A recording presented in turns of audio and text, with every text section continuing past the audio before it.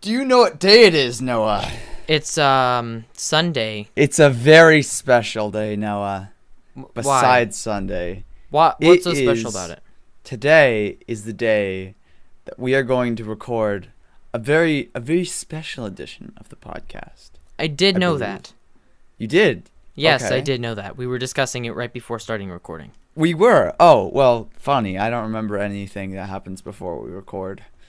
Oh, right. Is that when your memories get lost and then they come back as soon as we start? Or like yeah, no, in order lose them? for the viewers to best understand, I wipe my memory so they don't miss anything. I did not know that. Yep. Well, that is very. That's a good tactic. I should It's probably the do that. gaming special. Oh, right. It's the gaming special. Yeah. Right. Welcome to the gaming special, everyone. So, welcome to our gaming special. This is a special about gaming. All sorts of gaming, not just video gaming. Not just video games. And actually, video games are going to be like the last subject we talk about. So, if you want to just listen to video games, I don't know. Listen to the whole podcast. Be The dedicated. whole podcast is the best podcast in the world. Right. Objectively, we won best podcast of the year, 1972. Yeah. Mhm. Yep. That was There's definitely no not before I was born. Okay, so let's get started with this wonderful topic about games, specifically tabletop games. Tabletop games. And for those who don't know what a tabletop game is, it's basically any game that you play on a tabletop. For example, like a card game or a board game like Monopoly or Uno. Those are both tabletop games. Also, dice games. What are other types of tabletop games? Other than dice. Technically, any video game is a tabletop game when your computer is on your table. That's not how it works. I'm at all. sorry. No, The way you specified it, that's... Sorry. Okay, Google. Define tabletop. The horizontal top of part of the table. That is not helping me. Tabletop game. There we go. Tabletop games are board games, card games, and dice games. Oh, also miniature war games, tile-based games, and other games that are normally played on a table or other flat surface. Okay. So the game has to be played on the table, not on your computer that's on the table. Sure. Got it. Makes sense. Usually involving physical, non-digital means. Non-digital with a group memes. Of people. Means with an Memes. N. Memes with an M. Exactly. Okay. Okay, Well, tabletop games. Tabletop games. So first, I'd like to just get your initial opinions on tabletop games. I did not have a very high opinion of tabletop games probably 2 years ago.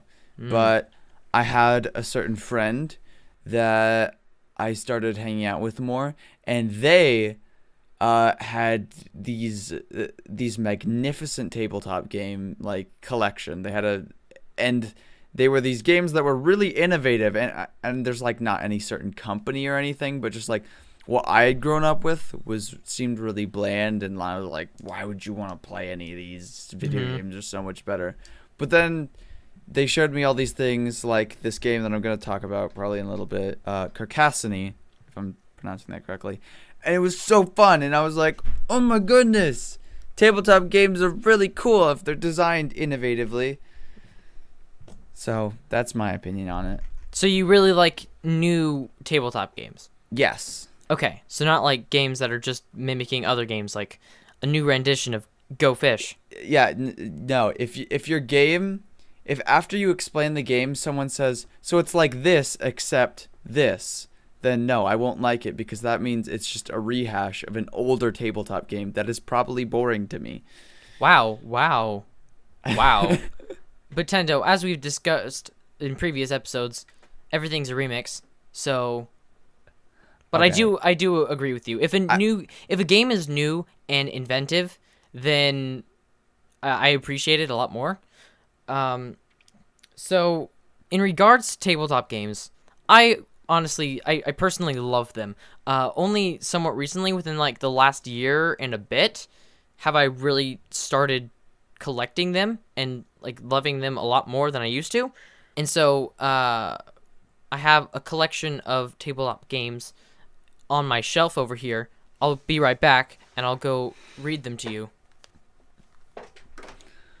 Oh boy. Ow.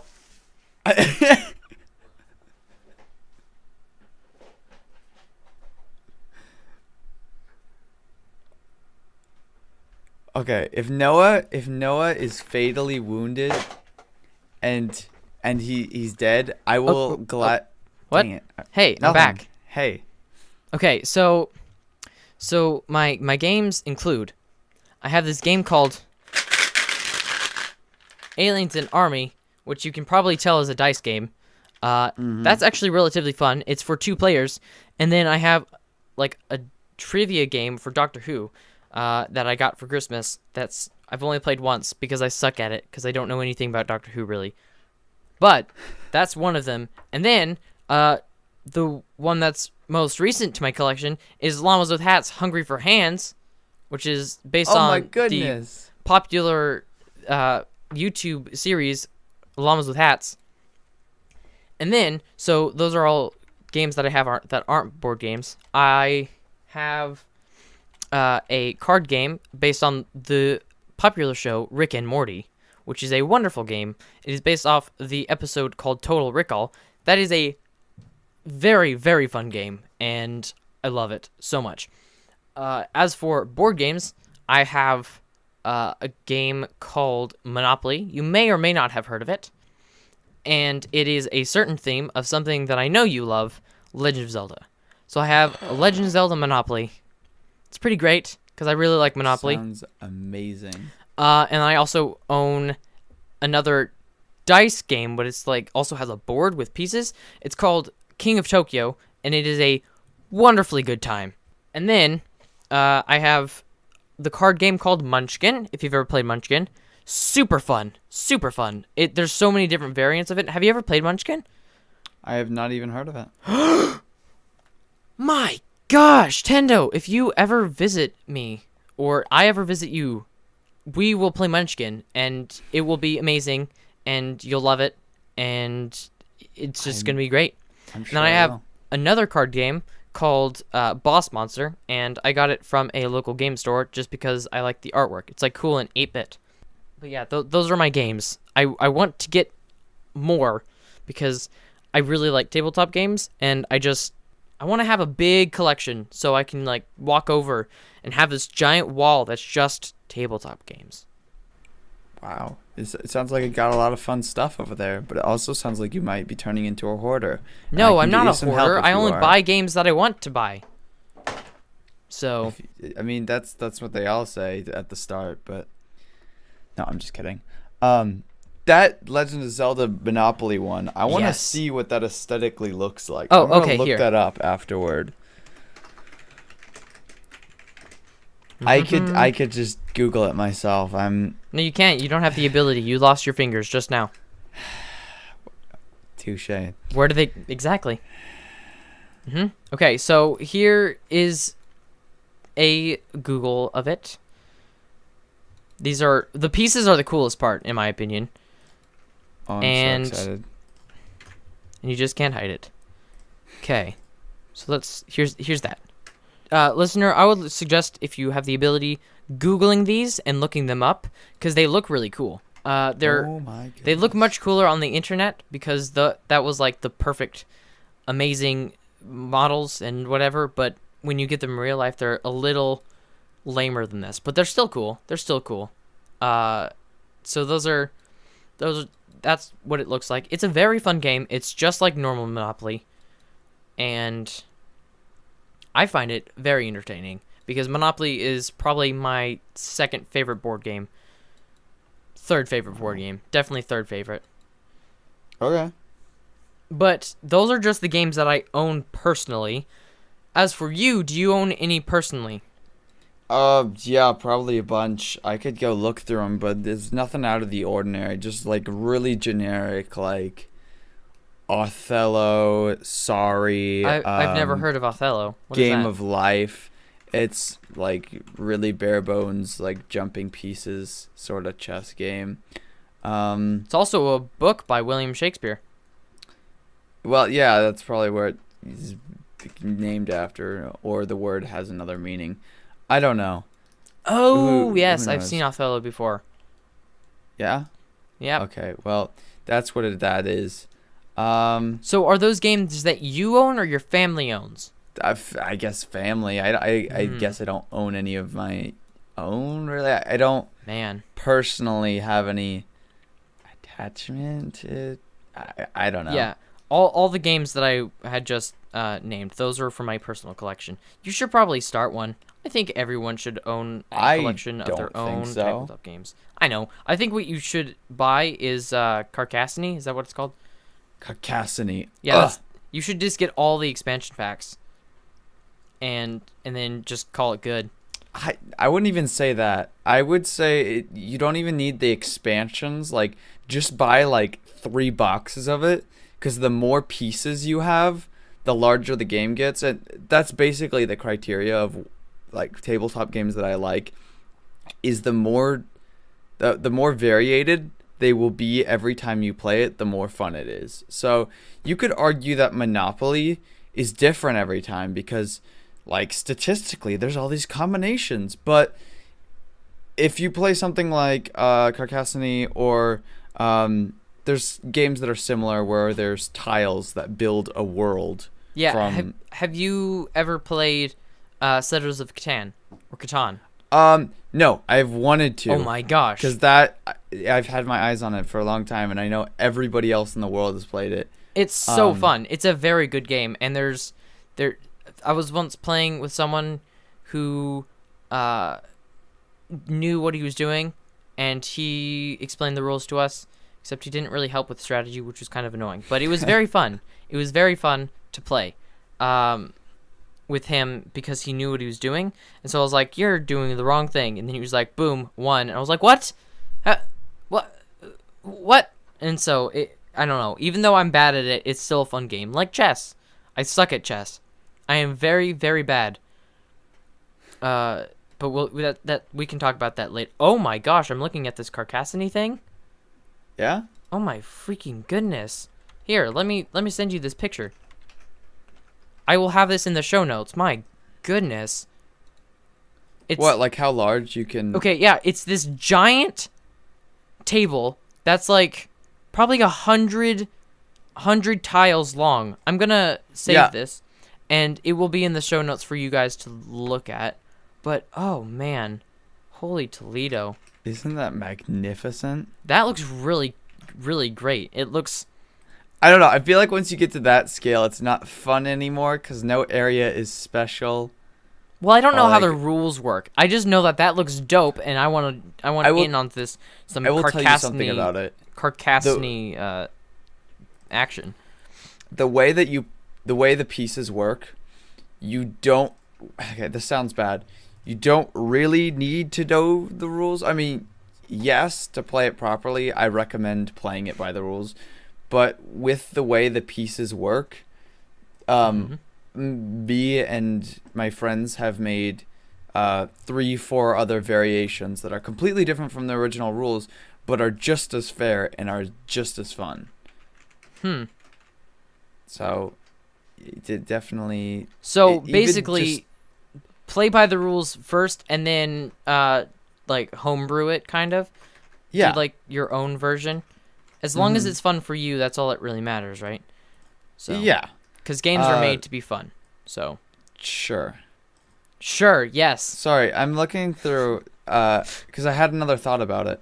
But yeah, it's not specifically Carcassonne that I really like, but a lot of games where it's completely different every time, either because you have a world that you're building, or there's some sort of like interesting story element, or like there's a bunch of combinations of ways things can affect each other. I don't know, and I like it because it feels it doesn't just feel like a game, like it feels like a story, like, because it's hard to explain. But like when you're playing chess, how it works. When you're playing chess, you don't think, oh, I'm actually sending a knight into battle to go assassinate the other king, and you're imagining them, run across the prairies or whatever. Like, no, you are moving your piece with the horse forward. Forward 2 and left 1. No, right And 1.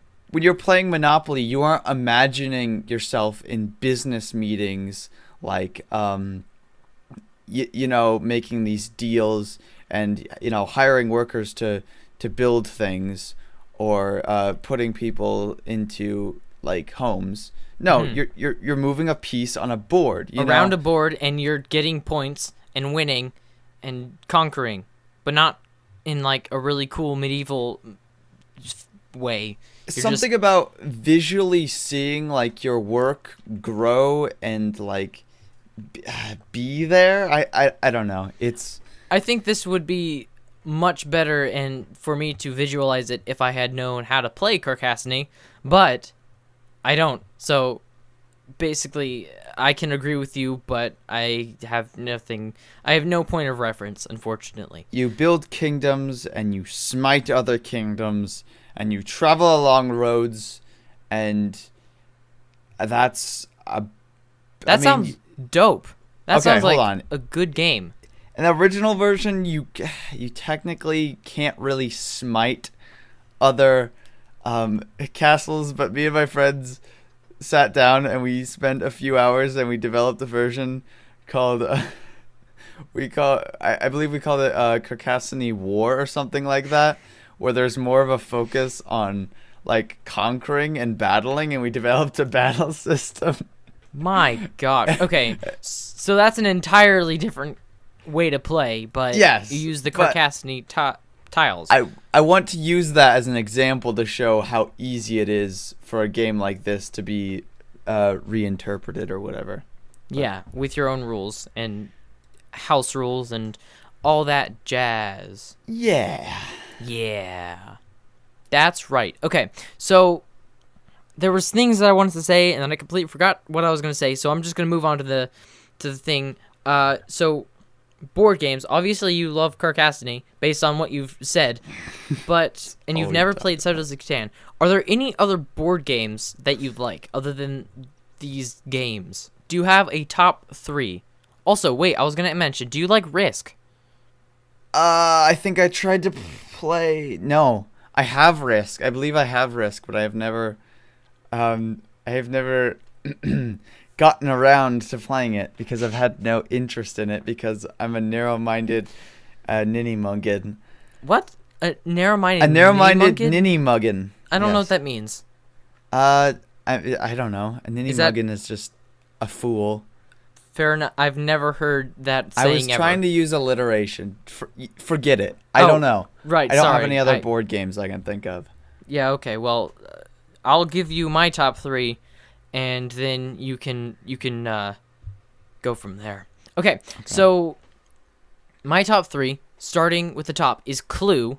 If you've ever played Clue, that's a good one. Very fun game of deduction and seduction. Oh, wait, no, sorry. Seduction. Yeah, no, not seduction. That's a different kind of Clue. That's the one when Miss Scarlet is the main character. No. Okay, it's through deduction, and you have to find out the murderer and the weapon and the place where they murdered. So that's my top game ever. I'm also very good at it, so if you ever play with me, you will lose. That's not true. Snap. That's not at all true. But I think I'm pretty good at it.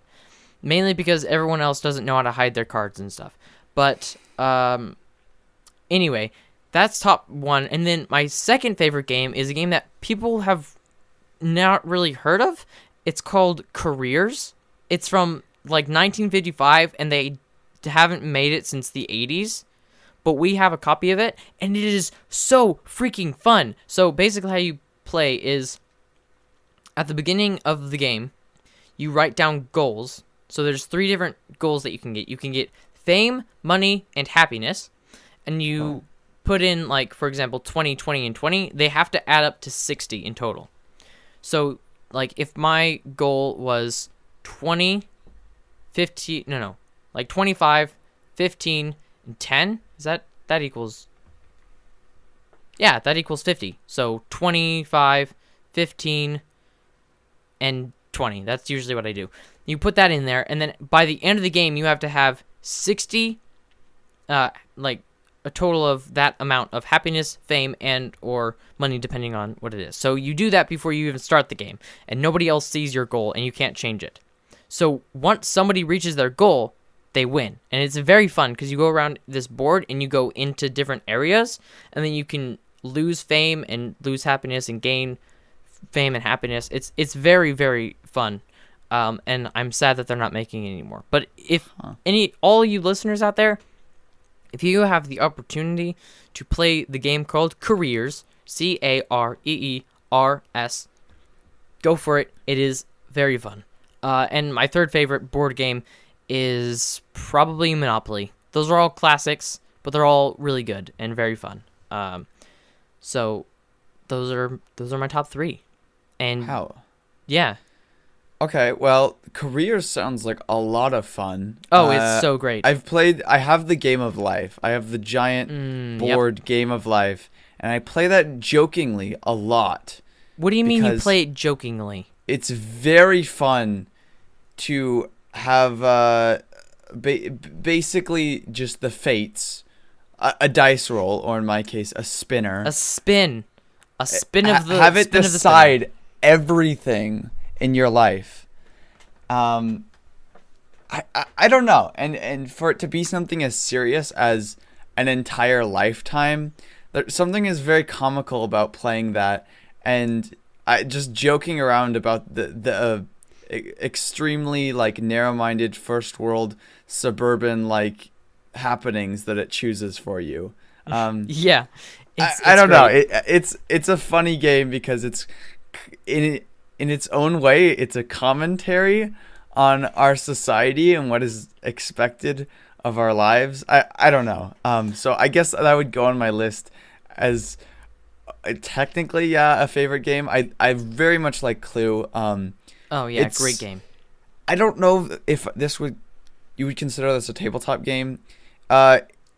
It's not really a card game. I think I've talked about it. Some people probably know what it is, but it's probably called by a different name. Wait. Okay. Wait. So, your 3 top board games, just board games, are the Game board of Life, games? Carcassonne. Yeah, that's what I was talking about. And what's the other one that you just said? Clue. I'm just gonna say those are your Clue. 3 top games. Board Sure. games. Okay, and what? Now we can go card games. Okay. Well, I don't know what to call this. I was just gonna say it's a. Did you say Mafia? Mafia? Yeah. Mafia is a wonderful game, and it is very, very entertaining. Or the digital flash game you can play now, Town of Salem. Yes, I played that once with my friend, except that version of it is way more elaborate than I played. But I really like that one. I like being the person who, like, the narrator, because it's fun to make up stories and stuff. Yeah, I like it in the way that I like Carcassonne, where you could tell a story and you can input your own personality into the game, and it makes it more interesting. So. Yes, that is a very entertaining game. Can you think of 2 other, like, just card games that you can think of? That Card are, like, games? Like, your top 3? No, I was never a fan of, Go Fish, like Pitch. War. I can't think of very many. What's Pitch? Not Pitch. Maybe I'm thinking of something else. I'm sorry. I know the game called Pit. P-I-T. Sorry, I must be thinking Ring of a that. bell. I don't know card games, and the few that I've tried I don't really enjoy. I don't know. Uno can be fun because it's completely random, so nobody can. I don't know. I like games that are randomized, not because they don't require skill, but because they're always interesting, and you can never get mad at people because it's not really their fault. With games that are like random, you only get mad at yourself. Well, I Really? mean, I jokingly get mad at people, but like, you know what I'm talking about. That's The what I'm playful saying. banter of, you didn't actually do this. It's complete random luck, but I'll pretend like this is a real life scenario in which you did. Yeah, fair enough. Yeah, but sometimes I'm just like, dang it, and then I'm not like mad at them for winning or like mad at all, kind of, but I'm like, kind of like, ah man, especially when I'm like really close to winning. That's when it's kind of frustrating for me. I used to be a really sore loser. I'm better now, like significantly better, and I have learned that it's just a game and it doesn't matter. But in the moment, I'm pretty competitive. But I don't I don't start fights or get angry at people just because we're playing a game, because that's ridiculous. And if you're like that, listener, realize that it's just a game and it's not worth fighting over. Okay, there we go. Life lessons with Nomich. So. All right. Ooh, next topic. Wait, no, I have card games to talk about. You have card games to talk about? Yes. Okay. Oh, no, I don't want to talk about card games. I will talk about a singular card game. Okay. It is called Time Barons. Time Barons. I'm going to send you a link right now. Now, this is an indie game, so in the show notes, Time Barons will be there.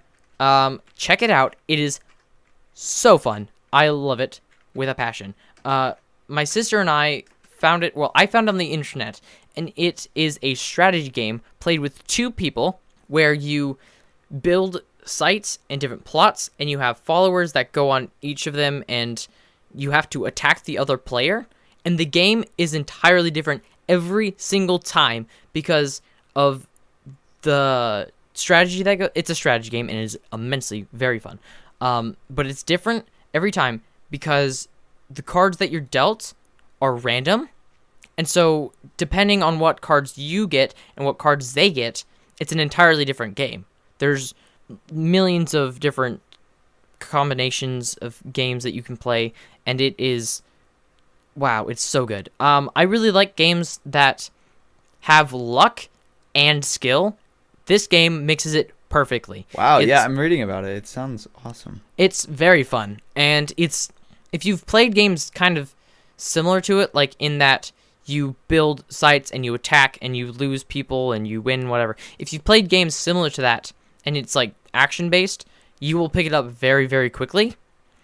So like Magic the Gathering, I was playing this game. I would taught this game to someone who had played that, and he said it's similar to that in the way that the turns are made, so he caught on to it pretty quickly. And so this is like my all-time favorite card game, and it's an indie game, and you can't actually purchase it. You used to be able to purchase it from a website called The Game Crafter, which is kind of like you upload your artwork and your game and the pieces that it needs, and then they print it and make it and ship it out and whatever, and you get a cut of the money. But now, if you go to the Time Barons website and go to get it, it says Time Barons is currently unavailable. The game has been picked up by our publisher and, if all goes well, should be re-released in a new, improved form later this year. Sweet. Maybe if you're listening later, you can purchase it. If you can, buy it. It is super fun. And it's only 2 players, but it's fine. It's so great. And it's different every single time, which I've said more than once, but it is... I don't know. The more I talk about it, the more I just think about how awesome it is. But I got it when it was in like an early access beta release kind of, and they were doing print and play. So do you know what that means, print and play? No. Okay, it's when they have the file, like the PDF with all the assets. Yeah, and you can print it out. Print it out and play it. Hence the name, print and play. So I downloaded it, printed it out, glued them on the fronts of an old deck of cards, and just started playing it, and it is very fun. So unfortunately the print and play version is no longer available, but that's probably because they're waiting to get it published. So stay tuned for that, listener. It might be available and be an official game by the time you listen to it, because I don't know. It sounds awesome. Yeah, so if you ever visit, we need to play Time Barons and we need to play Munchkin. Those are the 2 games, and probably some other games. I don't know. We'll find out. I don't even know if we'll ever see each other. We probably will. Definitely. Okay, so now the next topic that you seem to really want to get into. So, yes! Dungeons and Dragons / just role-playing games in general. And by role-playing games, I mean like not the video games, but tabletop games that you play as roles in. No, that could mean dice games. No. You play in roles. play- You play as a role. You play as a role? What You kind play of as- role? A ROLE. caramel roll? What the heck is a caramel roll? A Rolo? What's a A caramel roll? cinnamon roll? Okay, I know what a cinnamon roll is, and I know what a Rolo is, but what's a caramel roll? Let's step back here. What is that? So you know how there's cinnamon rolls, So and is they it have like a... cinnamon in them. What, Wow. You put caramel in them, Ooh. then it's a caramel roll, and you can put some nuts on top Ah, if nuts. if you so like. But yeah, you play as a role, spelled ROLE, in a role playing game. Yes, exactly. kind that You we were play as a talking role. about. Now, let's talk about this. I'm assuming that you've played some sort of role-playing game like Dungeons and Dragons or I'm Pathfinder not or gonna something. call myself an expert, but I've played my fair share of Dungeons and Dragons, and all but one occasion it has been a thoroughly enjoyable time. Which makes sense playing based it. on how you spoke of Carcassonne. Yeah, and it's the same sort of thing, but onto the next level. But Because there's it even more puts- customization.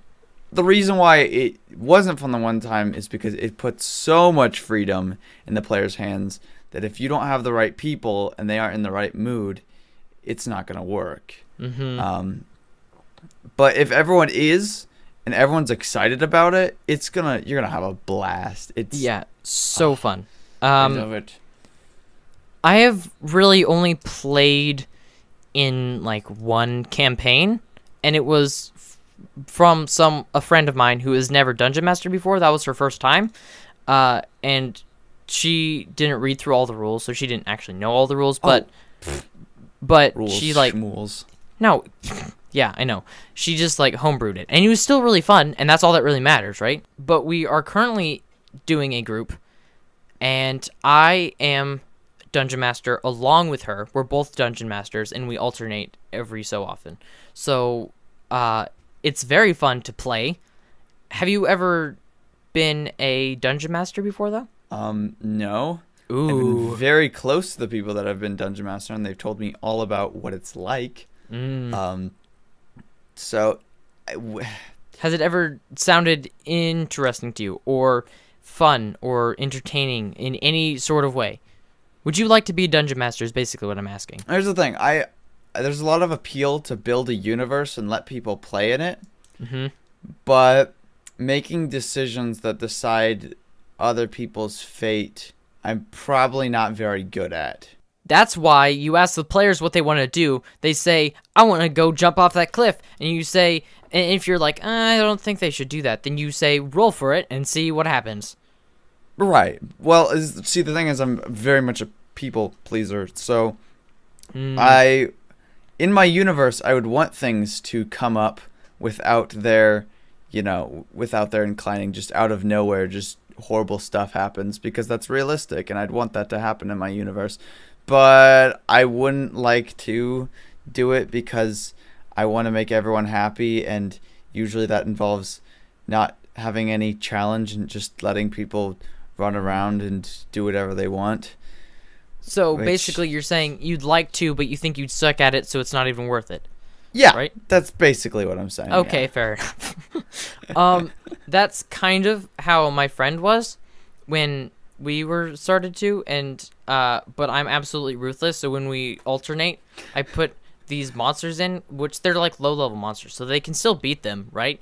But one of my players is currently at 2 health, and they're about to fight a dragon. They don't know that yet, but so we're trying to get together, and I actually, because I felt bad about how screwed over they got, like in this room that I placed like some dretches. They're like a low-level demon and a succubus, which you've probably heard of. Yeah. If you haven't heard of them, you can Google those people, show notes. And so I placed them in this room with it, and they got like pretty damaged, mainly from the room before that had a bunch of chests and 5 of them were mimics, and one of them was an actual chest with loot in it. They got absolutely annihilated by one of the mimics, but they killed it. I can tell a story that's really funny, but I'm not going to. You can go ahead. Let's tell a story or two about it to explain to the people why it's so fun. Okay, yeah, I'll explain the mimic story soon. But first, I want to say, because they're about to go in and fight this dragon, and they've never fought a dragon before, and they're all level 1, and Ooh. but it's like the lowest level dragon that I could get. It's like 60 health, so it's really not that much. But they're about to go into this. So in the dungeon, I hid in like a secret like compartment, a chest that has like 300 gold pieces, and a sword that does plus 2d12, I think, of damage to dragons. So if they find that, they will be very happy and very, very good. And they should be great. And it also has a healing potion. So if they find that chest, they'll be golden. But if they don't, then I don't know. They're probably going to die. So I think it's finding the balance of when you play something so it can be good for them, because you feel bad for being... Because the thing is, when you're being a dungeon master, you can be as ruthless as you want, and you can be as kind as you want, but it's really finding the middle ground to being a good dungeon master, and also being able to improvise on the spot is a very, very important skill that you need to have to be a dungeon master, and which is why I think you should actually try giving it a shot if your friends are like willing to do that, to let you do this. But yeah, would you? What? Maybe? Yeah. Maybe. Well, okay. If you were done talking about that, I actually wanted to tell a certain story about dungeon mastering. About who dungeon You mean? It's not really about anyone dungeon. But anyway, there was a certain task that another character and mine were carrying out, and there was a bunch of other people. We were doing this on our own. It was a group of people. We're all in a faction, but our characters split to do different parts of our quest or whatever. Oh, wow. That is very difficult for the dungeon master to keep track of. Yes. And the two of us, our task was not difficult, but we rolled for, I believe, agility and strength, like, every time we picked something up or we moved somewhere. And let's just say we didn't roll very well, and my character was actually knocked unconscious in 2 rolls when walking up to a cart at a market.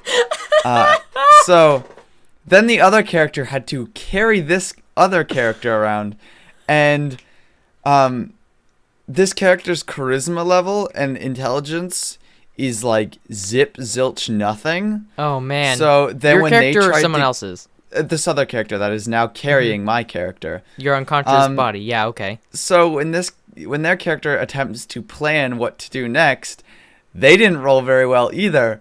So they got caught by all the people we didn't want to be caught by, and I think the campaign has stopped since then. So you don't even know if it's ended? No, it has. We broke off. No, what happened was the dungeon master just ended up being super generous to us afterward, which didn't feel very deserving. But yeah, I think that we didn't finish the campaign, but we ended it. Yeah.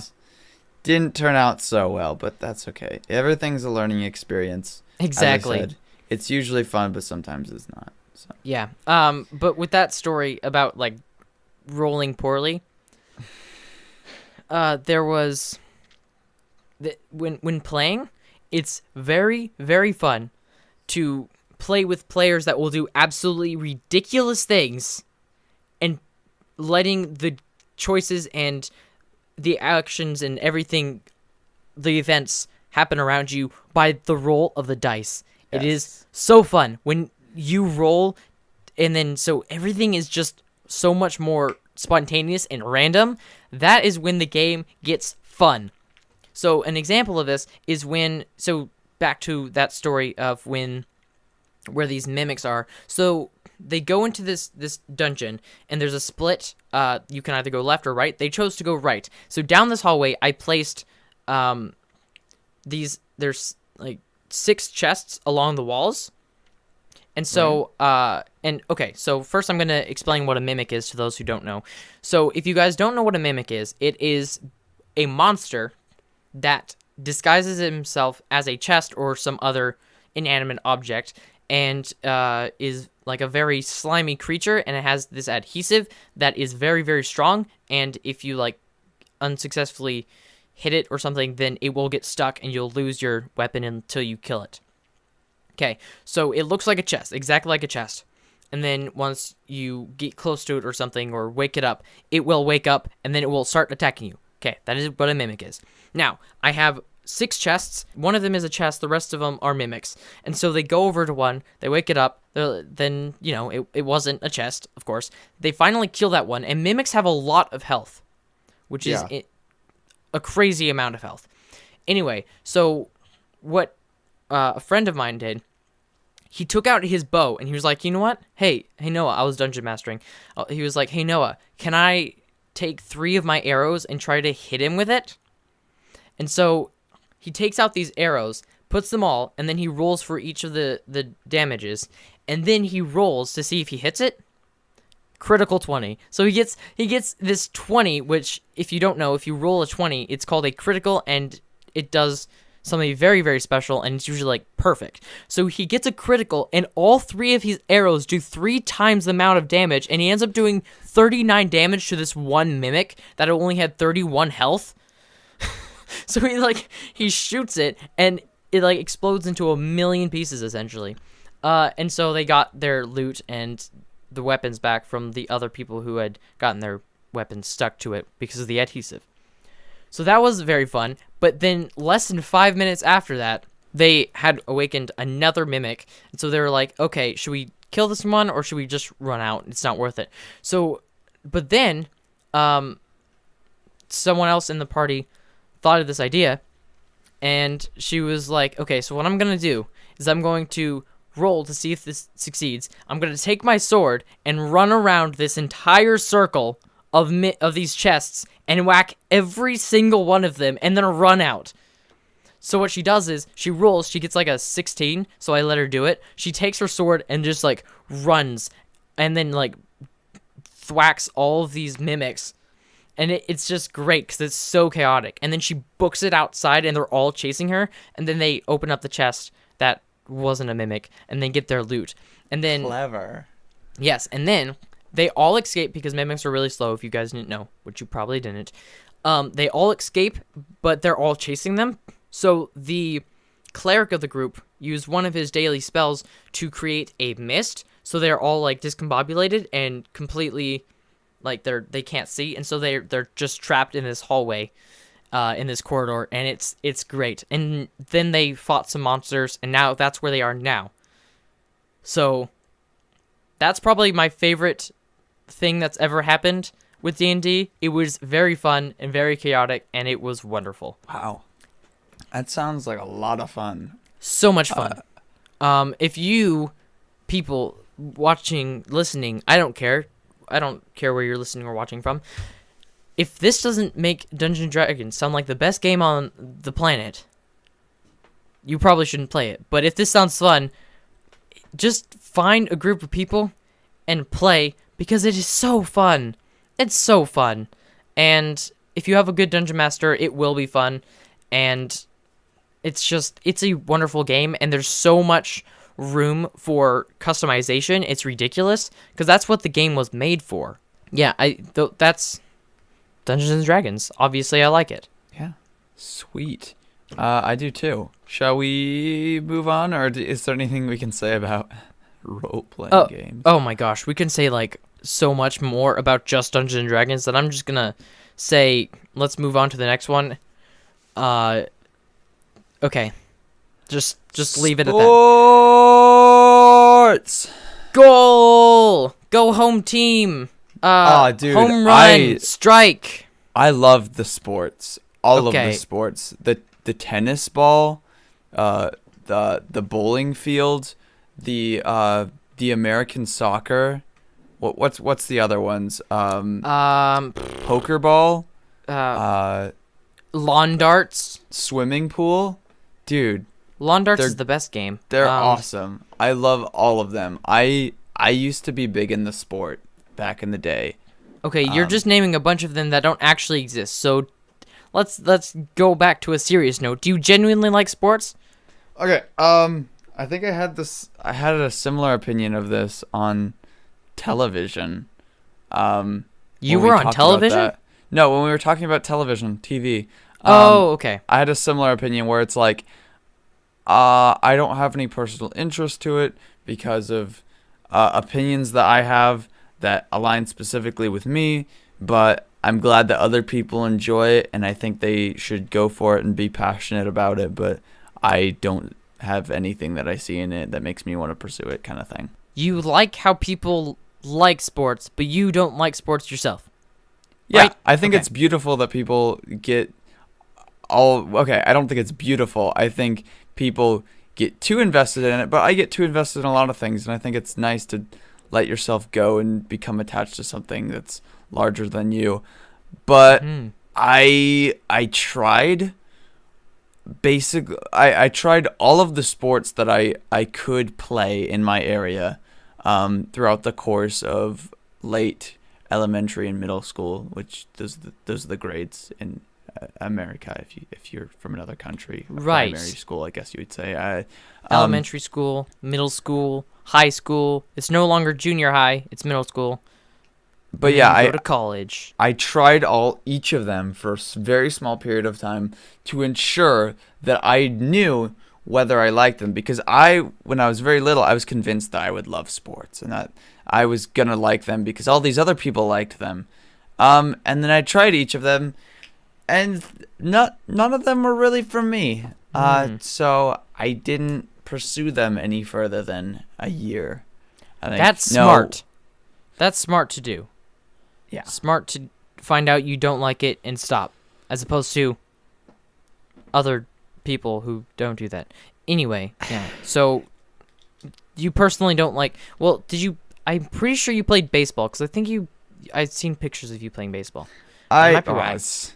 I casually played baseball like at home. That was one I never tried like out in a league or whatever. I believe I tried wrestling, basketball, football, soccer. It's not really a sport, but I tried cross country running. Most people would consider it a sport. It is a sport. It is definitely a sport, because it is competition and it's active, so it's a sport. Yeah. Oh, I think I did track for a year, which, if you aren't familiar with it, it's just a series of different like athletic competitions all put together into one. One thing, like the Olympics. But I certainly found things I was good at. That's the thing. I don't want. A lot of people think the misconception is that if you're not good at it, then what develops you to not like it, which isn't true. Genetically, I was pretty apt to certain things, so there was a lot of pressure on me to do them, but I didn't enjoy them, so I just stopped. Yeah, there are plenty of things that I'm good at, but I don't enjoy doing, and there's plenty of things that I enjoy doing, but I'm bad at, like chess. As I explained earlier, I really like chess, but I suck at it. But yeah, so in regards to sports, obviously you've played them, as you just explained, but the other questions, oh shoot, there's right here. Okay. So in general, you like sports and you've played sports. Do you have any favorite sports that you'd say? I guess I can point out I applaud baseball for being extremely original. Like that, as far as I know of. So I think it's really fascinating because of how different it is compared to any other sport. It's such a weird system that doesn't seem to have any rhyme or reason, but it works. And for the opposite reason, I think soccer is really awesome because anybody can pick it up and play it or anybody can watch it and understand what's going on because it's that simple. What about the mix of the two called kickball, where you play baseball but you kick a ball instead of hitting it with a bat? It's just baseball without a bat to me. I prefer kickball much more than baseball. Well, yeah, because it's easier to pick up like soccer, but because it's just less skill, very, very low skill ceiling. Exactly. That's why it's so great. Which, yeah, it's a good time. I don't know. Have you not played much kickball, Tendo? I have played a lot of kickball in my time. Oh, in your time. In your time as a in my being. days. Back in my day, we played kickball with a can and some soup. What? That doesn't make any sense, but that's irrelevant. Does the soup stay in the can, or are you using the soup as bases? Yes. Exactly. Okay. So can I give my 2 cents? Yeah, I was gonna say I want to hear what. Here's some 2 cents. Have some money. It's free. Just kidding. Give us your money on Patreon. Patreon.com/Nomich Tendoboy podcast. Link in the description in the show notes. There we go. Look at me plugging it to the day I die. Okay, so in general, I don't like sports. I can't get into sports, and I find that people waste their time with sports, like personally, but I guess because I don't find that watching sports or getting invested in sports is a good way to spend your time because you can do something productive. So that's one reason I dislike sports, just in general. But I find that most sports are fun to play, but there's so many stupid rules. Like football has so many rules that shouldn't even be there that it just makes playing not very fun at all. So I don't know. I don't like football. Football is probably one of the worst sports in my opinion. Baseball is not very entertaining to watch. However, it's relatively fun to play. Rugby. Have you ever played rugby? I believe once, yes. Yes, so for those who don't know, rugby is similar to football, except 20 billion times better. So in football, you can throw the ball backwards and forward, and you have to go to the end zone, and then you get a point. No, you get 3 points, 6 points. 6 points. Right, you get 6 points for a touchdown. There's a bunch of tiny little extra... Yeah, exactly. Football is like the worst sport. I already said that. But rugby, you get 1 point for getting to the end zone, and you can only throw it backwards away from where you have to go. And that's very fun because you have to remember, and it's super fast pace. The reason I love rugby so much is because it's a game. It is not a sport. It is an active game. Sports are usually boring and stupid, and I hate them. Wow. That's not. There's sorry. a lot of spite attached to that. I know. I'm sorry. I know. I don't actually feel that strongly towards sports, but I don't believe that football is fun enough to be called a game. It can only be classified as a sport. However, rugby is very fun, fast-paced, strategic, and it goes really fast, and you never get bored. And therefore, I believe that rugby can be classified as a sport and a game, much like Ultimate Frisbee. Okay, well then, I mean, I have a negative connotation linked to football, but I don't know, I think it's pretty okay, and I'm not a huge fan of the whole children getting injured thing. That's the best part. I'm not too keen on the brain damage during the developmental stages of their life. But yeah, football is also a very dangerous game, and rugby, if not played the way that I play, can also be very dangerous. Probably even more dangerous. I would say a lot of sports are dangerous, though. I'm not gonna just pin it on football. Yeah, because things can go wrong in any sport, especially baseball. You can get hit by a bat. You can get hit in the face from a pitcher. Things can go wrong in baseball, so that's dangerous too. So any sport can be dangerous. Well, and we aren't even really touching the genre of racing sports. Racing. Oh man, yeah. We're just talking about like the basic ball sports that most Americans know. But when you go into sports that are basically who can do this the best, which is all of track. There's horse racing, there's car racing, there's cross country, there's sledding, there's skiing, there's skiing behind a horse, which has a very complicated name that I've forgotten. Skiing behind a horse? Yes, it is a sport. I did not even know that was a sport. That is awesome. It's very niche, but it sounds like a lot of fun. Yeah. Gosh, there's so many sports that we're just talking about the general ones that. Well, what I was going to mention is gymnastics. Gymnastics is also very hurtful to your body. Very dangerous. I have heard Very of dangerous. almost as many gymnastics injuries as football. 2 of my sisters have done gymnastics since a young age, and they both have like back injuries and stuff that are just never gonna be the same ever. And so they don't compete in gymnastics anymore. However, they're both currently coaches for smaller children. Oh, so okay. They love gymnastics, so they watch it, and they want to keep it in their lives, so they're still coaches, but they don't do it anymore because they just can't. Yeah. But yeah, I also used to do gymnastics when I was a youngin', so it was more of the parkour stuff, but still. Oh. I didn't ever compete, but I also have a friend. He competes in competitions, and he goes to like nationals and stuff, and it's pretty cool. He does men's gymnastics, so it's much more different than women's gymnastics. For those who didn't know, Yeah. men's gymnastics is more like rings and trampoline, and Because that's it.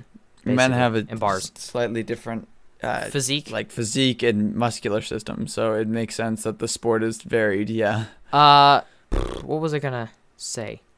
Right, and okay, this is in relating to sports, just physical games in general. So like not tabletop games where you're just at a table, or video games where you're just sitting there and do that, but like physical games that aren't sports per se. Kind of like what I mentioned. I mentioned Ultimate Frisbee, which I find a game. It is also technically a sport, but Any game you mentioned somewhere is probably competitive. So you're talking Yes, about absolutely. things that you normally wouldn't see as competitive, but very, very casual, I guess. well, Is that what you're saying? I guess they're like casual sports in a way, because football, it has an entire industry, and things like Ultimate Frisbee are definitely a thing that are out there, and there's professionals that play Ultimate Frisbee. However, it's less, I don't know, it might just be less of a thing where we are. But things were like out and about, like Frisbee golf, just normal golf. I think, no, golf is definitely a sport. Frisbee golf, I also think is a sport. But I'm thinking more of something less that is a sport and more of just a physical game. Like, so that's what I want to talk about now. Because we can go for sports for a long time, because there's so many sports that are just absolutely ridiculous. Like, zorbing. Do you know what zorbing is? I'm afraid I don't. Okay, zorbing is the recreation or sport of rolling downhill inside an orb, generally made of transparent plastic. It is crazy, and they go down very steep hills, and it is an absolutely insane sport. So there's so many sports that are just why? But so we could go on for hours just talking about the different sports that exist. But we're gonna move on to physical games, and my all-time favorite game to play outside is Capture the Flag. Okay. So you want to talk about games that people would play with their friends, but not exactly see as competitive, but they also are very active. How about that? Yes. Kind of like a tabletop game. However, it is an active game, usually outside, but sometimes inside. Like tag. I know there is professional tag that is a sport. However, it usually isn't seen that way. Okay. Well, so with that loose definition, because I don't know, because like, it is a very loose definition. But are there just any games that what you said is a very good thing, like play with your friends, but necessarily like as a sport with people you don't know and whatever. Okay, well, I wouldn't consider myself an active or athletic person, but those things are still fun, and any that I can think of are like either like very niche, like home rules games that friends have taught me that nobody else has heard of, or games that we have just made up just to play because we took all the things that sound fun and we just combined them to make something that's kind of stupid. As long as it's fun, right? Yeah. But can you think of any, have you ever played Capture the Flag in real life? As opposed to like in Team Fortress 2 or something, which we'll talk about later. Yes. Okay, yeah. How do you feel about Capture the Flag? It's not very fun the times I've played it in real life. It's not your cup of tea? It's not. I like the challenge of it. I like how there's running, and I really like running for short bursts. I like running from people because it's really fun because it's a lot more entertaining than running after people. But I like in Capture the Flag how there's people who will play offense and people who play defense. And it's offense and defense by the most literal term. Because like in football, when you're playing defense, it's not as much defense as because you're not defending like one thing. You're just trying to stop them from. Does that make sense? Never mind. I really like Capture the Flag because there's different positions that you play and different rules that each player plays. And I don't know if you've ever played with more than 5 people, because I've played with people like groups of like 30, and that's when it gets insane and very, very, very fun. Yeah, I was gonna say, I suppose maybe part of my negative experience has been linked to, I've never played with more than 5 people ever. Oh, yeah. Then it probably wouldn't be very fun. I've played with like 30 people, and we were playing in the woods, and it's great. Wow, that sounds like a blast. An absolute blast, yes. Okay. So are there no games that you can think of? I can't think of any. As I said, most of them I've just made up with people. So, not really that I can think of. I'm afraid not. Okay, well, fair enough. That's fine. But yeah, Capture the Flag with a lot of people is very fun. So, my all-time favorite outdoor game. Okay, now, our next topic. Now that we're over an hour in. Oh my goodness. Video games. Wow. I think the majority of the gaming special is going to be non-gaming. I told you. I was telling you that we should have started with it, because I have a lot less to say about video games than I do of all the other games. But you might have hours upon hours to say about video games. I could, but I don't want the podcast to go too long. Okay, where do we start? Wow. Video games in general. Okay, what are your overall, what's your consensus on video games? Here's what I'm going to talk about video games. Video games, from a consumer standpoint, as playing it, is not everyone's cup of tea. Except, now it is everyone's cup of tea. No matter what, there is a video game out there for you. That's right. If you are listening to this, there's a video game that is marketed for your demographic.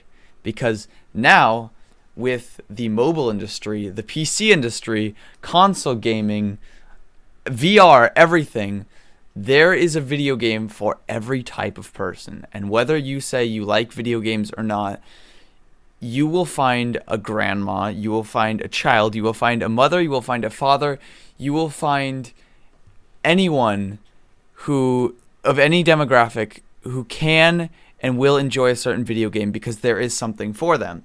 Because it is so broad and there are so many now. So many developers developing for so many different ages.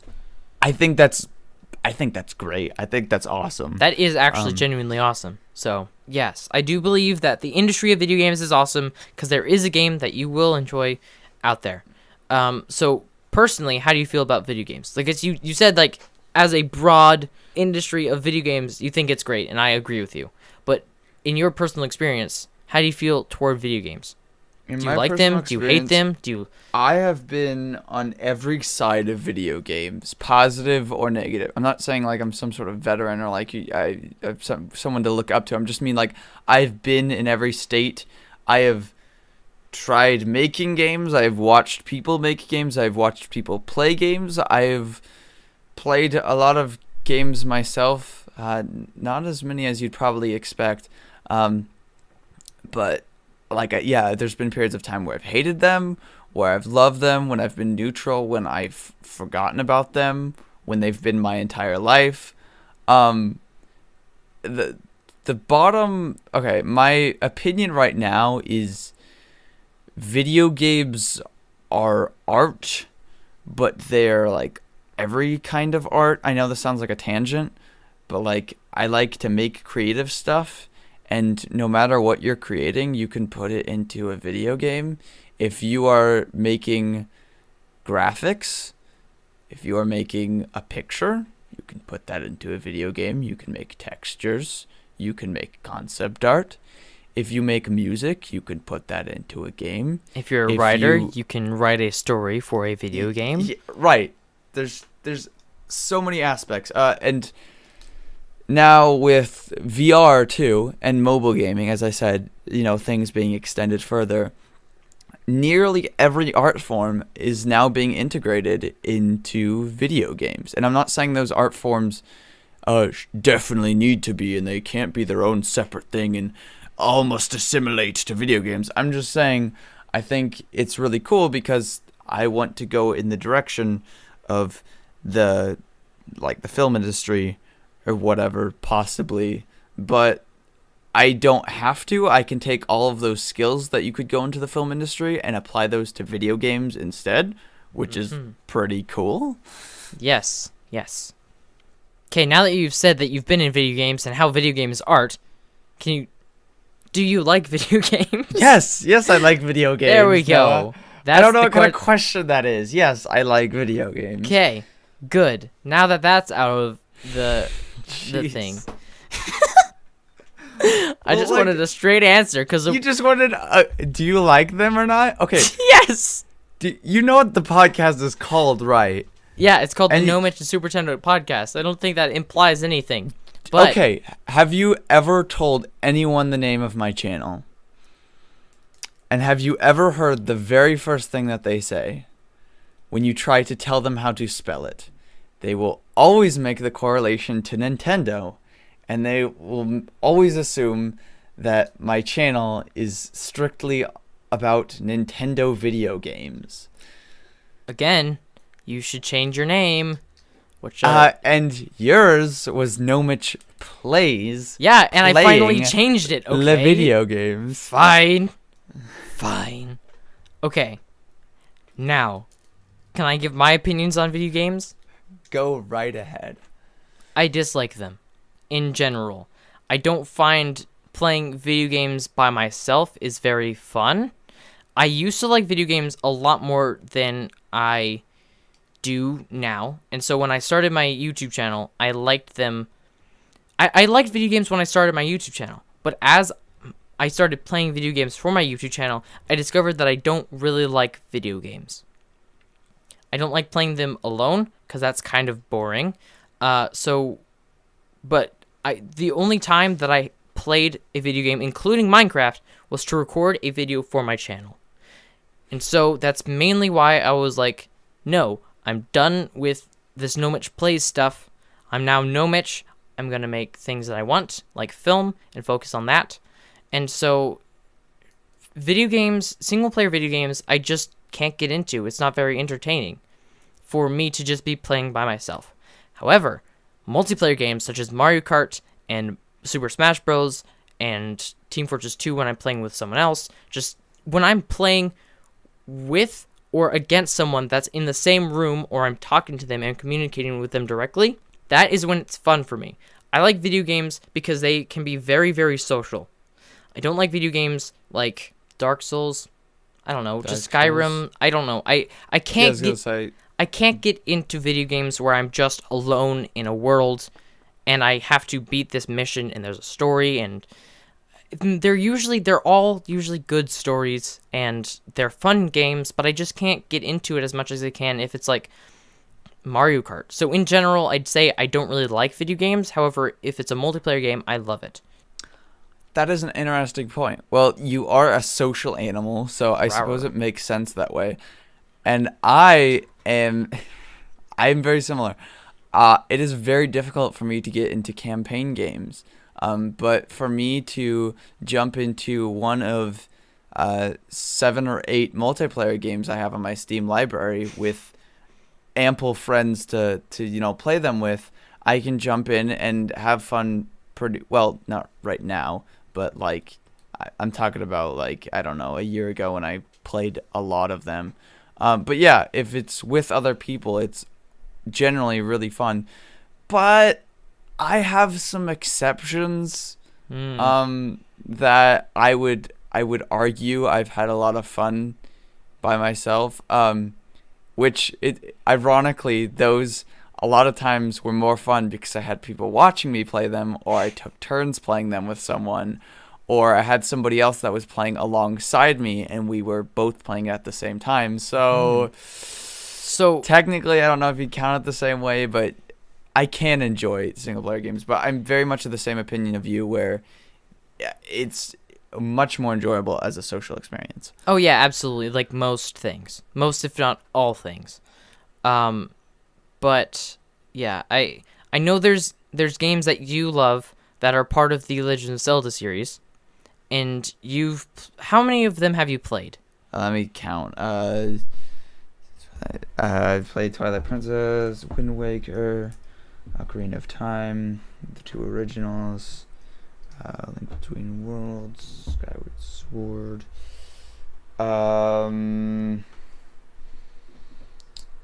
Majora's Mask, Minish Cap. That's the one I was going to mention. I know you've played that one because you gave me tips when I was lost. That's right. Right now, off my fingers, I can only count 9, but there's probably double that exist out there that I have not had the pleasure of playing. Yeah, I think Legend of Zelda, the whole series of games, all of them, are the only games that I've played that are single player that I really like and enjoy and I get into. However, I've started the first one.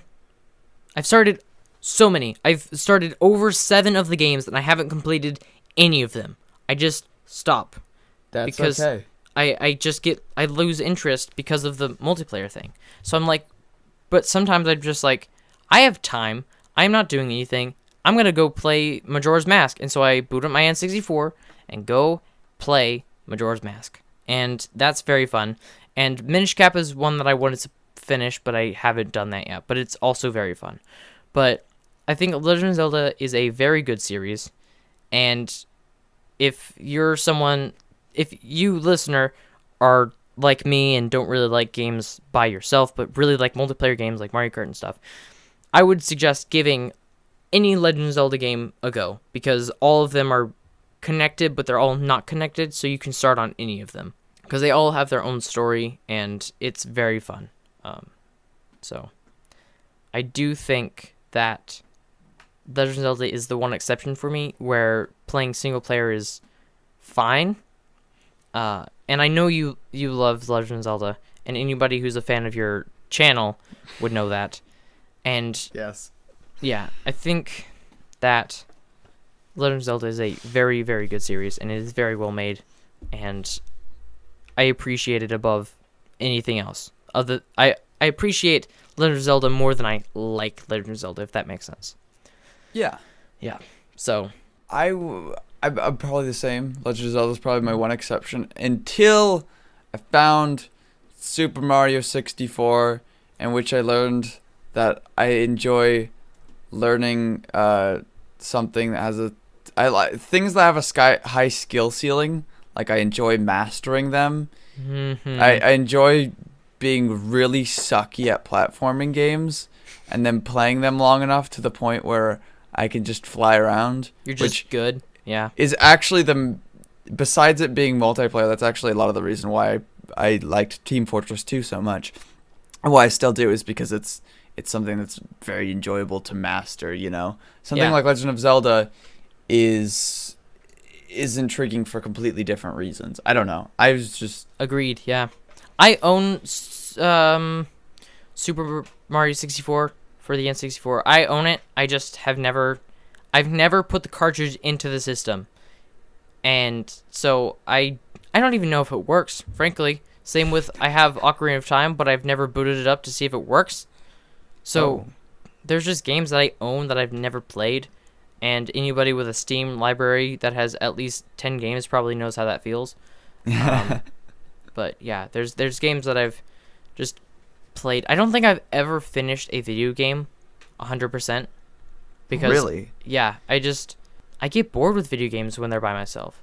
However, New Super Mario Brothers for the Wii, that is a game that my neighbor and I, we have been going through it and finishing it, and we play it together. We only play it together, and I never play it without him or anything because that's stupid. But it's fun to play that together. We've learned how to work together, like by jumping on each other's heads and getting up to higher places. And we are on the final star world. We beat the boss, and so that's one game that I think we're about to 100% complete. And that makes sense because it's never boring when you're playing it with someone and you guys are working together for this one mutual goal. It's also very, very entertaining because whenever one of us dies, we get really frustrated and we're like, Mario, and then it's pretty great.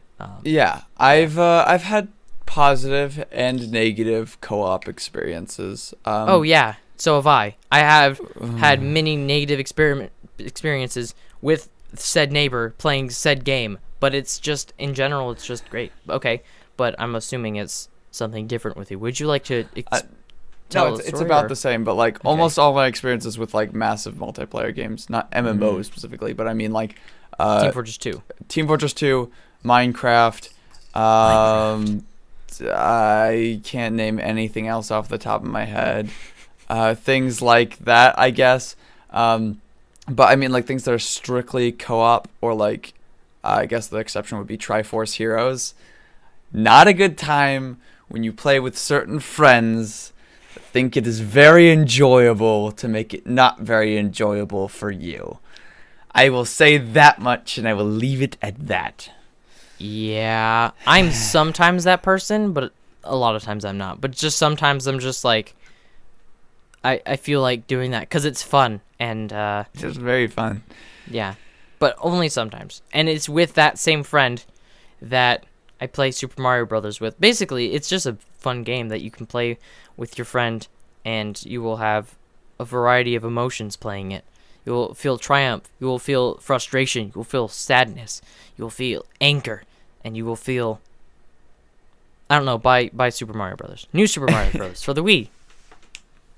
Yes, of course. Yep. Link in the show notes. No, it's not. It won't be there. I promise. It will not be there. You can look it up yourself. Free download. Just Free download in the description. send them a ROM hack, some emulators. Let's go. You don't need a Wii. Down in the description is a place where you can download it, and you can download it once you send me your social security number, credit card information. It's only illegal and your if bank. they find out. Yes, but this is on a podcast that's going out to millions of people, so obviously they're going to find out. I guess. Yep. Okay, so virtual reality games are a thing that is going into the future. It's here. It's here, and it's the future, and you've had experience with it. I haven't. You can hear about that on an earlier episode where he talks about his experiences, because we don't want to spend an hour talking about virtual reality. But if you don't know what virtual reality is, Google it. It's very interesting, and it would be something that would be great to read up on and not listen to these chumps that are going to spend 2 minutes talking about it. But in regards to virtual reality, I think there are games. I'm just going to talk about like specific games that I find very enjoyable and cool about virtual reality, because we've already talked about that, you like applications for virtual reality, and you can check that out in a previous podcast. I'll link it in the show notes so you can listen to that. Okay, so a game that you've probably heard of, Tendo, is Tilt Brush. If you haven't heard of it, it is a 3-dimensional painting program, drawing/painting, and it's really cool because you can like paint in this virtual reality 3D space and walk around your drawings. I'm assuming you've heard of this, right? Yes. Yes. Okay. Yeah. So I will link in the description, or in the show notes rather, to a video with Tilt Brush. It is very cool.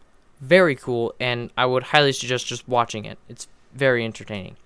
And then another one, Minecraft Virtual Reality. If you've never seen that, that's also really cool. There's a series by Sliced Lime.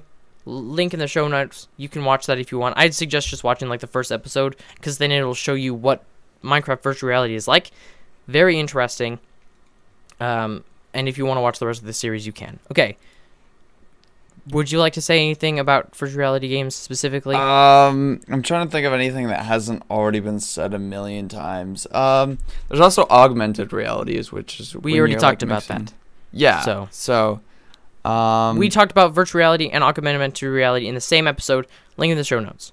Yeah. I don't know. It's there's not much to say that you can't already infer. It's a three-dimensional game, like our world where it's three-dimensional, except you can move and interact with things in real time and from your perspective, therefore making it more lifelike and realistic and immersive and a virtual reality. Virtual reality. It's reality, but it's virtual. Ooh-wee. Man. I love it. I'm not saying I don't. Yeah, it's great. I love. Yeah. So, those listeners, you have the thumbs up from Tendo. Well, just about everyone else in my life is obsessed with it, so I've never tried it, but I think it's a cool thing. Wait, what? They're sick of it? What? I'm almost a little. I still haven't tried it yet. I need to get on that. You gotta get on that. Gotta get on that virtual reality train. Yeah, well, I that's another thing I think we talked about, whether it's a train or not, whether it's a fad or it's the next step in technology and it's going to become an integral part of our video games and just I think we did. In general. We discussed that. Yeah, so. In that same episode. So just listen to that episode if you haven't. We talk about the future. We talk about self-driving cars. It is a very good episode, probably one of my favorites. It's my favorite as of yet.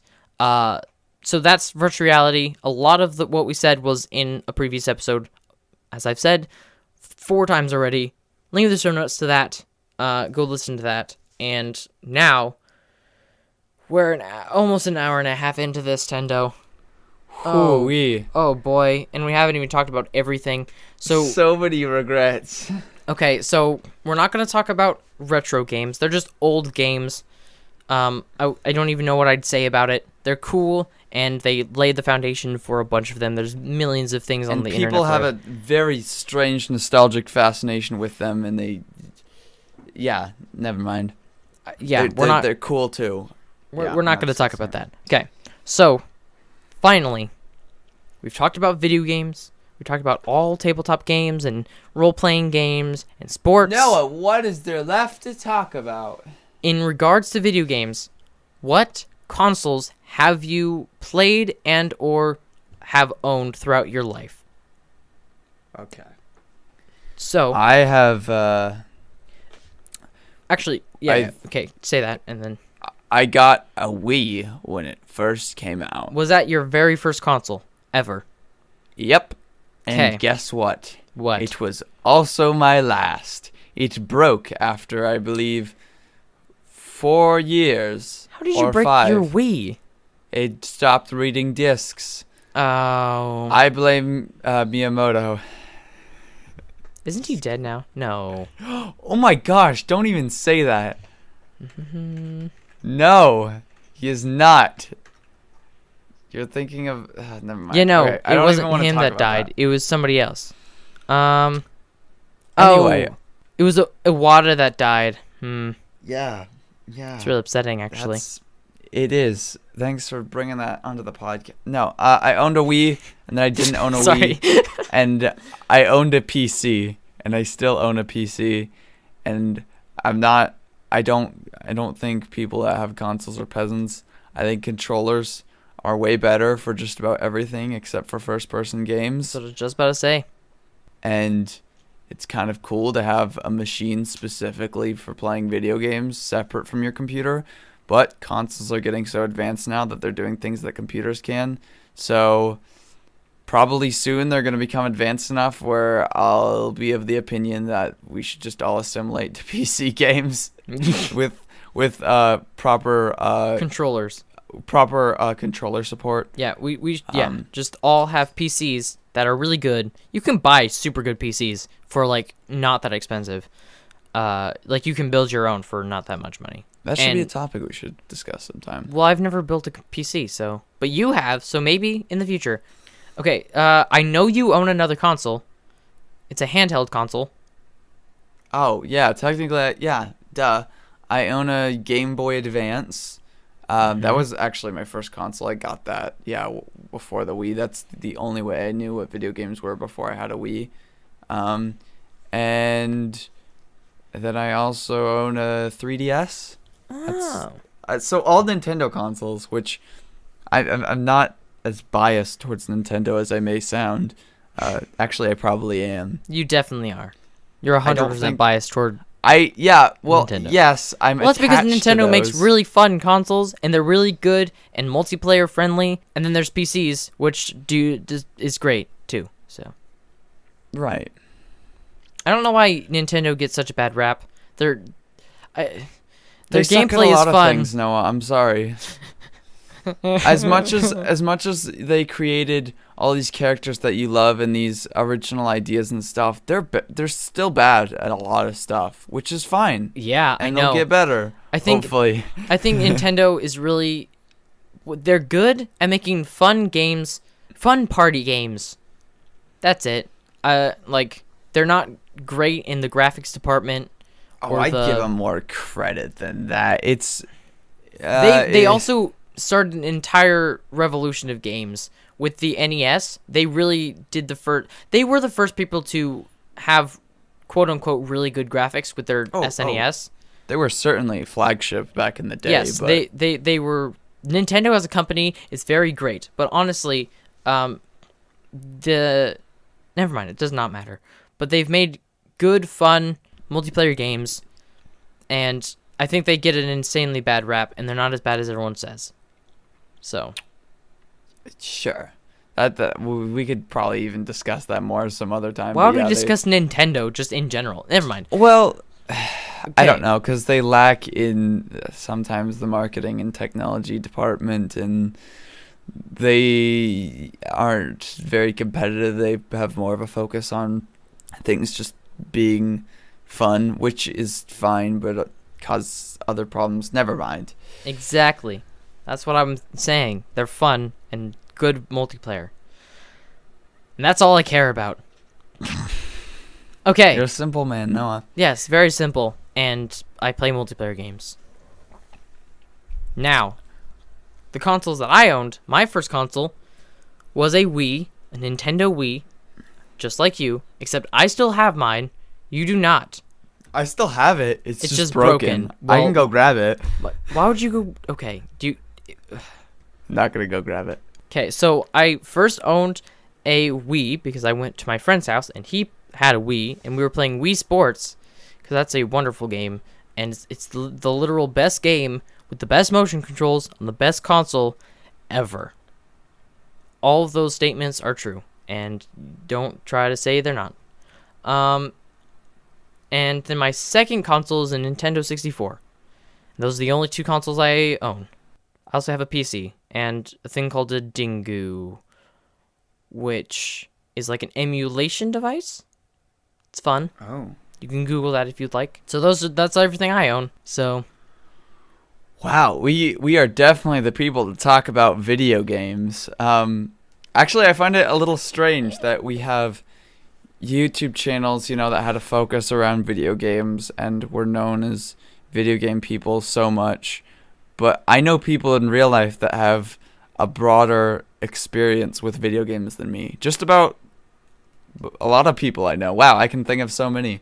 It's interesting how your past experience doesn't really reflect, how much you know about it, or I don't know. I would Yes, it by does, no but, means call myself a gamer. In any stretch of the imagination. I'm not a gamer. I play Mario Kart, and that's about it. Wow. Okay. Well, this is now the. Wow. Okay. Yeah, that's cool. I play more I than don't- Mario Kart, as I've explained in the previous hour. But I'm not a gamer, and I wouldn't ever consider myself one. Well, Video games. glad we did a special on that now with Supertendoboy the gamer and Nomich. That Hey, I don't I had a even lot know to what say call about you tabletop anymore. games. So Yeah, you think? Wow. yes, I Just had a kidding. lot to say about tabletop games, and I did say most, but not all that I wanted to say, because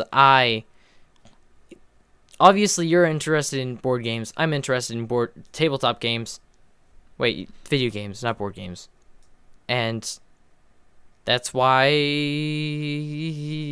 yes. Yeah, Oh man. I couldn't have said it better myself. Yes, you definitely could have. That was horrible. Nomich not plays. Yes. That's what I'm gonna call you now. Actually, no. I'm not gonna Don't call you me that. Just call me Nomich or Noah. Either way, I will. I might call you Nomich not plays whenever we bring up the subject of video games, though. Okay, fair enough. Yeah. Yeah. Okay. So I think this almost concludes our gaming special, everyone.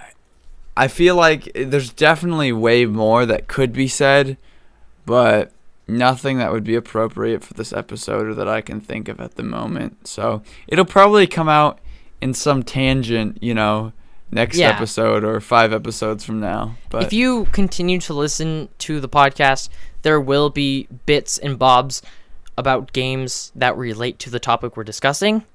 And so this is just a very brief, this is the longest episode we've had. This is just an overview of our opinions on different types of games and how we feel toward different games, but there will be very specific.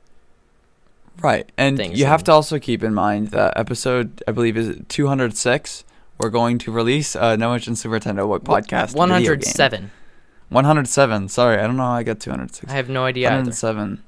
We are going to release, the official Nomich and Supertendoboy podcast Or video 106. 106, yeah. 106. Okay. So look forward to that if you're craving more of those video game stuff, which is actually probably how you found this podcast, ironically. What, video games or this episode? How they found us and then eventually the podcast. Yeah, probably. It's because of video games, yeah. Mhm. Mm-hmm. Okay, so Tendo, Yeah. what is the smartest insect in the world?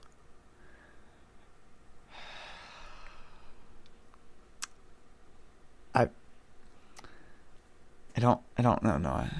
A bookworm.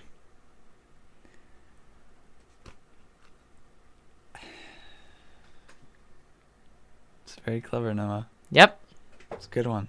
For first-time listeners, we do a joke like that at the end of every single episode. You can hear the backstory in episode 5. So, good day, ladies and gentlemen. We Good will day. catch you in the next one.